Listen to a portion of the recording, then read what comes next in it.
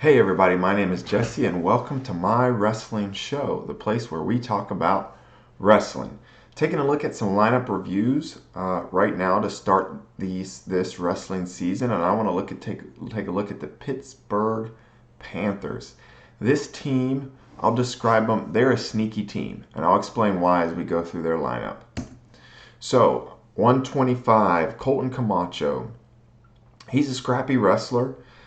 He doesn't have any real bad losses, but he doesn't really have that marquee win over a national qualifier level wrestler.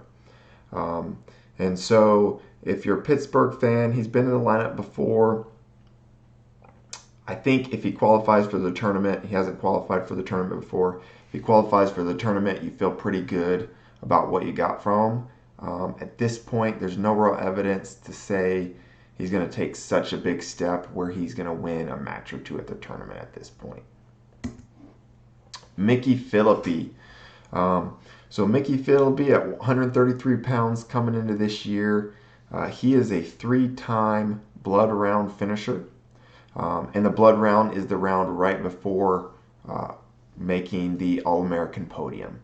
And so I'm going to be cheering for Mickey Philippi this year to get over the hump and make the podium. I did a video about 5 guys that need to get over the hump this year, and Mickey Philippi was one of the guys I talked about. Go watch that video if you're interested. He has to find some offense. He's so difficult to score on, and he's a backpack when he's on top. He's so hard to escape from. But in the national tournament, it's really difficult to win 4-3, 4-3, 4-3 consistently, just because everyone's so good. So he needs to find a go-to takedown that he can rely on, so that he can create some offense when he needs to at the end of the match to kind of secure that victory. This is still a pretty tough weight class, so it's not going to be easy for him. It's still pretty deep. Those top 5 guys are really, really good. But I'll be cheering for Mickey Philippi. Hopefully he can get over the hump and end up on that podium this year.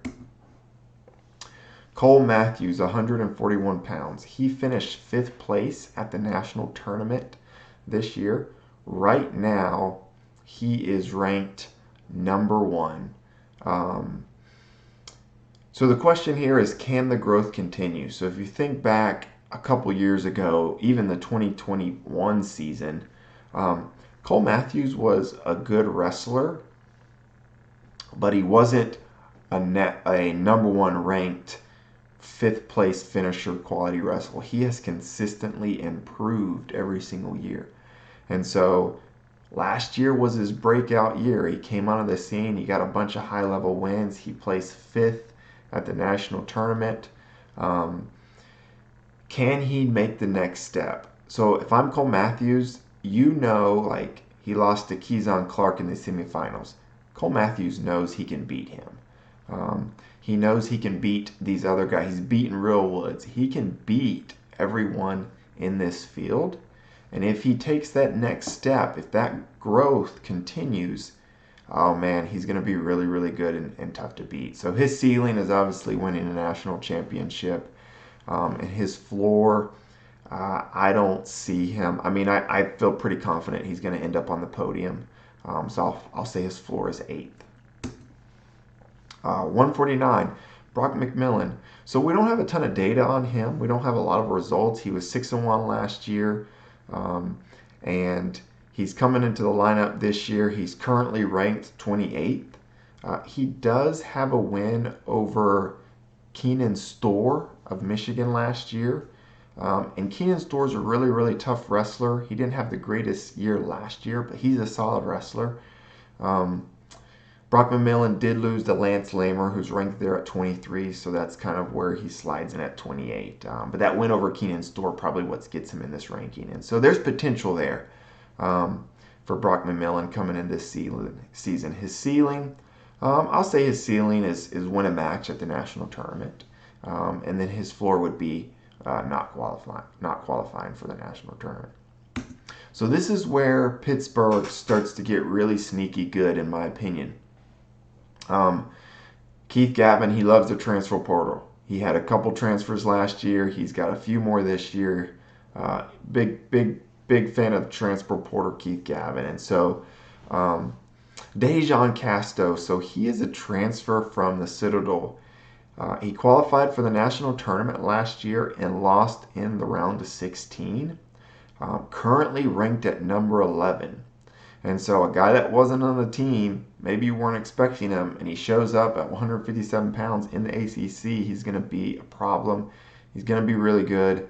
I'm always interested to see how transfers progress and improve in a new wrestling room. So he's coming from Citadel to Pittsburgh to wrestle under Keith Gavin, who's a national champ in his own right. What kind of improvements does that change make? I'm always so interested in see how transfers progress in a new room. 165 pounds. Again, another transfer from Hofstra this time. Holden Heller. Again, a little sneaky here. Ranked 20th. He was a national qualifier in 2021. Did not qualify last year.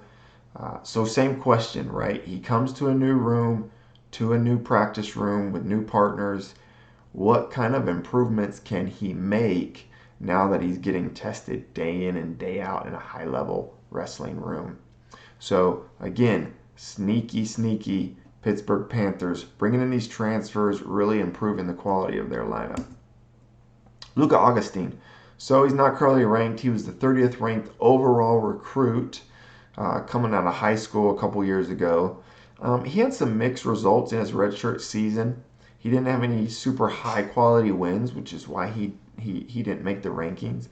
He has a few strange losses, and so a mixed bag. But he was a true freshman. That's a tough jump to come from high school to college, and so a lot of guys get substantially better that second year around. So I wouldn't be surprised if he comes out and he proves himself to be a national qualifier kind of guy right away. And so his ceiling, I'll say one win at the national tournament, and then a floor. I kind of want to say his floor is qualifying, but I'll say his floor is not qualifying for the tournament. 184 pounds, Reese Heller, another transfer coming from Hofstra. Fun fact here, he started his college career at 149 pounds and is wrestling this year 184 pounds. So safe to say he definitely hit a growth spurt throughout his college career. So he is currently ranked at 29, hasn't qualified for the national tournament again. Same question as those other transfers. What kind of gains is he going to make in the Pittsburgh wrestling room? Nino Bonacorsi. Love watching Nino wrestle just because he shoots and he shoots and he shoots and he shoots. I don't think this is a statistic they necessarily keep, but if it was, he probably holds the shot record for the university. National finalist 2 years ago, lost in the blood round this past year. So Nino Bonacorsi, this is a tough weight class, right? So he can certainly win it, right? He made the national finals. He can certainly get back and beat most of these guys and get back there. But because of the depth of this weight class, he could certainly lose in the blood round again. He's going to take 1,000 shots a match. He's really fun to watch. Just because there's so many wrestling exchanges in his matches because he just shoots all the time. So can Nino Bonacorsi get back to the national finals? We'll find out this year. Jacob Singler. So he's been the starter at 185 pounds for a few years now. He wrestles really tough, and he has consistently gotten better. His results has consistently gotten better each year. Can he take the next step and qualify for the national tournament? So what is their ceiling as a team? So right now Pittsburgh is ranked 15th with 30.5 points. And you got to remember, basically all those points are coming from one guy, and that's Cole Matthews. Cole Matthews is ranked number 1. That's probably 24 of those 30 points. There's probably maybe 2 points from Mickey Philippi. I think Philippi was technically ranked 8th. But 8th place isn't too many points. I think it's 3 placement points, and they probably gave him a couple advancement points. So it's Cole Matthews and a few points for Mickey Philippi, and then Nino Bonacorsi was out of the top 8, and so he's got like 2.